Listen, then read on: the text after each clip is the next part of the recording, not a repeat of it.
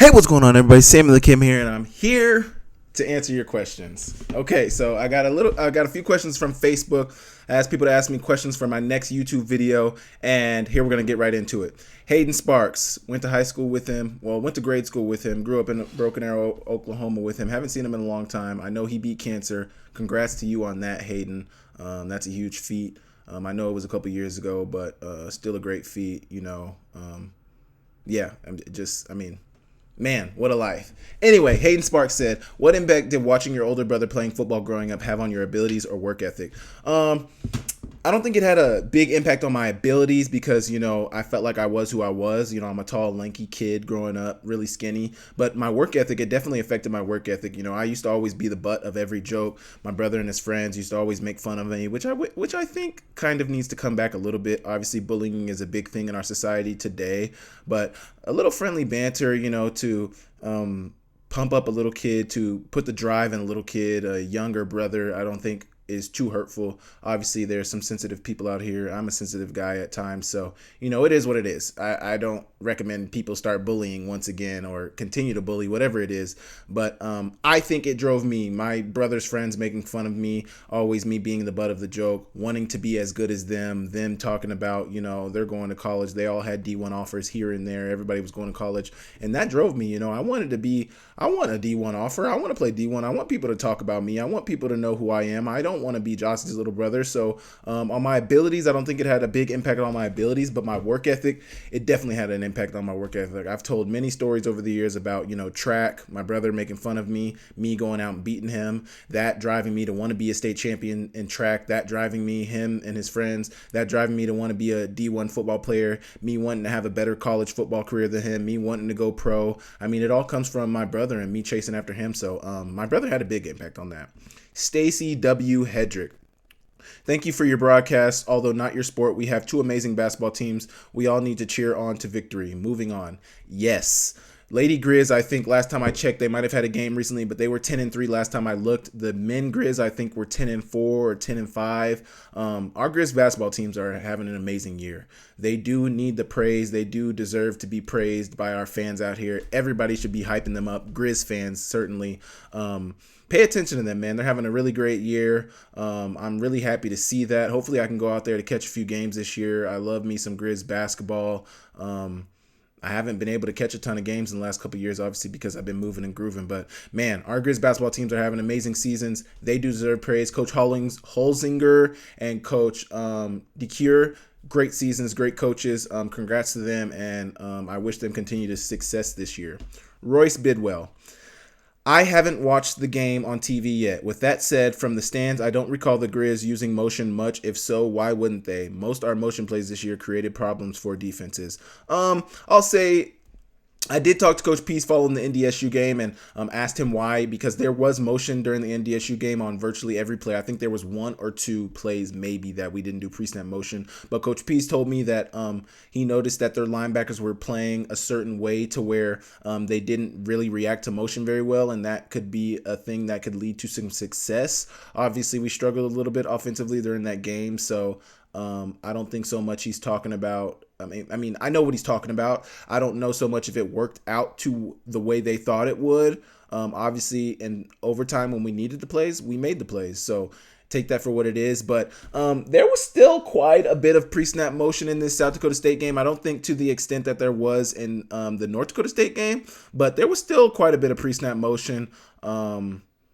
Yeah, I think there was still quite a bit of pre-snap motion. I don't think it really affected South Dakota State that much. I think we got them out-leveraged here and there, but, their defense and their hustle and the way they play, that really is what carried them through this game. So I don't know if I would so much say that there wasn't pre-snap motion, so much that it didn't really work as much, and we didn't have as much of it as we did in North Dakota State. This is from Mark McQuirk. As a former player, a really good one in quotes, what is your thoughts on the transfer portal as well as NIL money? Is it killing the college game? I think from the standpoint that guys get in the transfer portal looking for money, looking for that payday, that is hurting the college game to some extent. But the transfer portal and NIL, I don't think it's a bad thing. I think it's very needed. The transfer portal from the standpoint that there's players that go to destinations all the time. And, sometimes it isn't that guys are running from the grind. I think a lot of times that can be it. Guys don't want to wait. Guys are impatient these days. But a lot of times, situations just don't work out for people. Sometimes it's just not a good fit with a coach. It's just not a good fit with a scheme. Sometimes you do need a change of scenery. And I'll never fault a guy for leaving somewhere to go get a better situation for himself, whether that be money, whether that be playing time, whatever it is. If it's a better situation for you, for sure go. But I think one thing we have lost in today's game is loyalty and, people wanting to grind, people wanting to earn their spot. I feel like one thing that gets lost is as a player, when you do earn that spot, when you do earn that starting spot, I feel like it means more to you. I feel like it gives you a different amount of drive, when you watch that guy ahead of you and for some reason you can't beat him out, some reason you can't get that spot. Figuring out how to win that spot, figuring out how to be the starter, figuring out how to be better than that guy is ultimately going to make you a better player and is going to make the team better.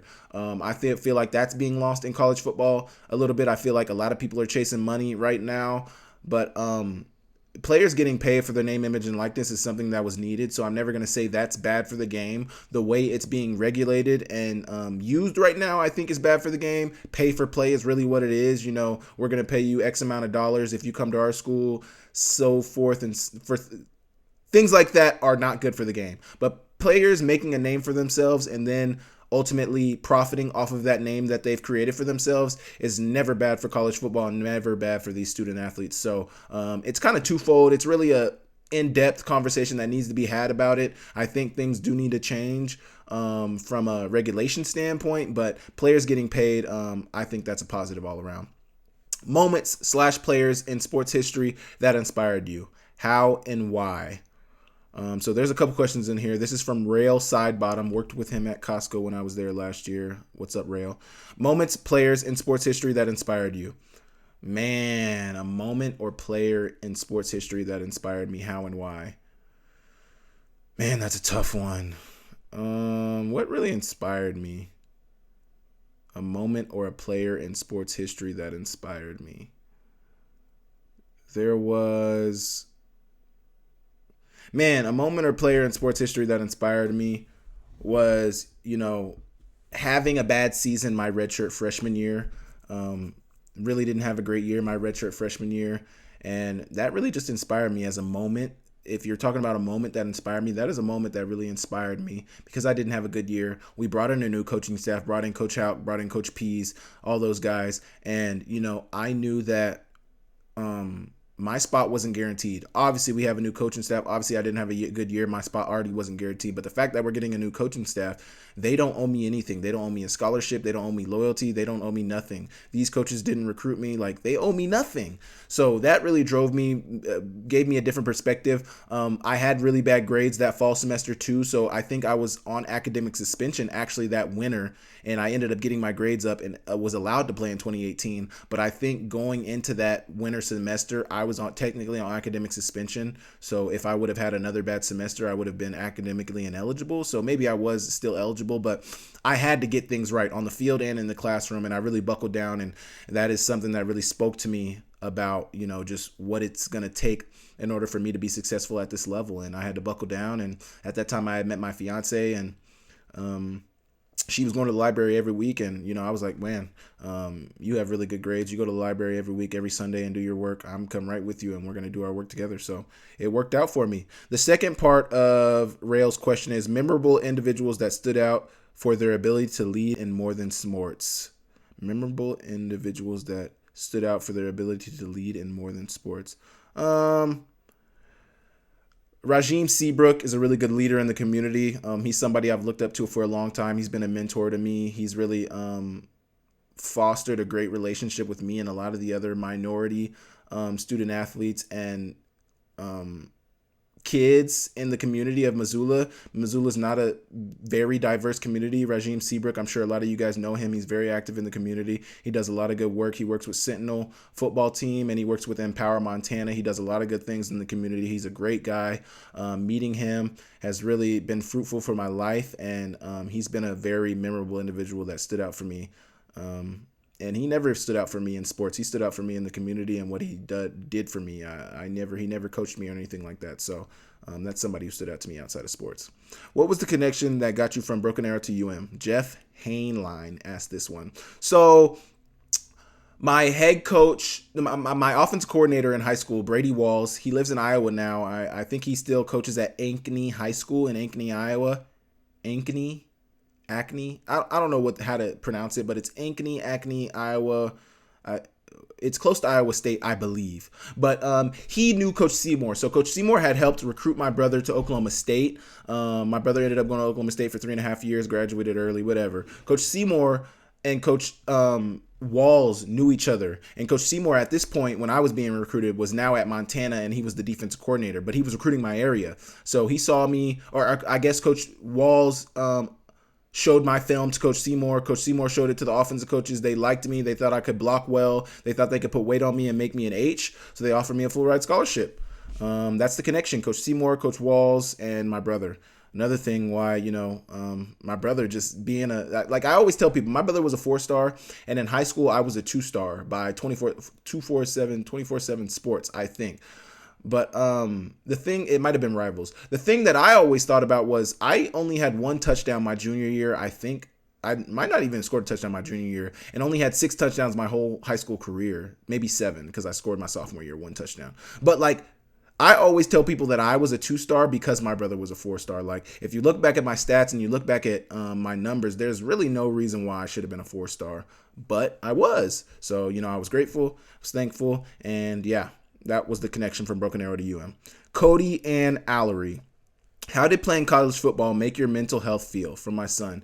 Man, I'm not going to lie. College football is really stressful. And at the time, I didn't understand what I was going through mentally as a freshman or a sophomore because I didn't really know all the names to put on it. But it gives you a lot of anxiety, if you're not on top of things, if you're not ahead of the game, because in high school, your teachers are reminding you about homework. Your parents are reminding you about homework. Maybe your friends are in the class. They might be reminding you about homework too. In college, there's a syllabus, and that's where the homework and assignments are. You have class, you got sports, you got study hall. If you're a student athlete in college, it can be a hard task to get used to as a freshman. I just explained to you guys how, coming off of my redshirt freshman year, so which is technically my sophomore year of school, I had a really bad semester, and I was on the verge of basically getting kicked out of school, man. Like, my grades were not good. I was not buckling down on the field. I really wasn't locked into what I really came to UM to do. So from that standpoint, it can really be anxious. It can really be,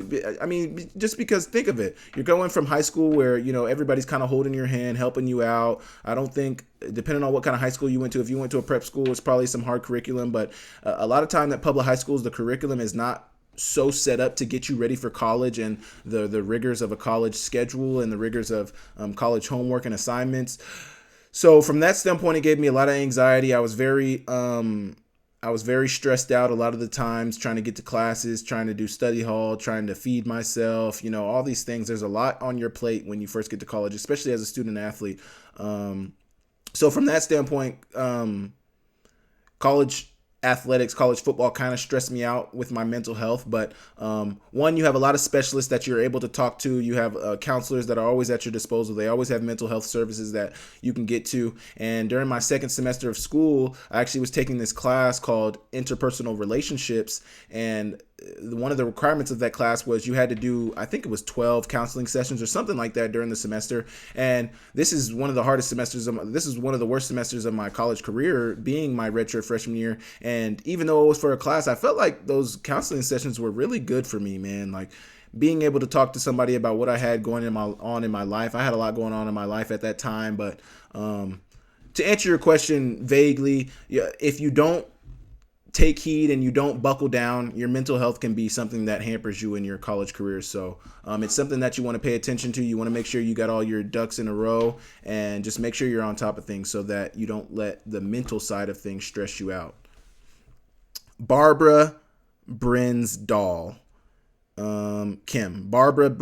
Kim asked, when is the wedding? We're planning on July 2025 for the wedding, just because one, my brother's getting married this year in September, or actually October this fall. And so I also play spring football. So that could potentially be something that could be a conflict of interest. So we just wanted to make sure that when we plan for it,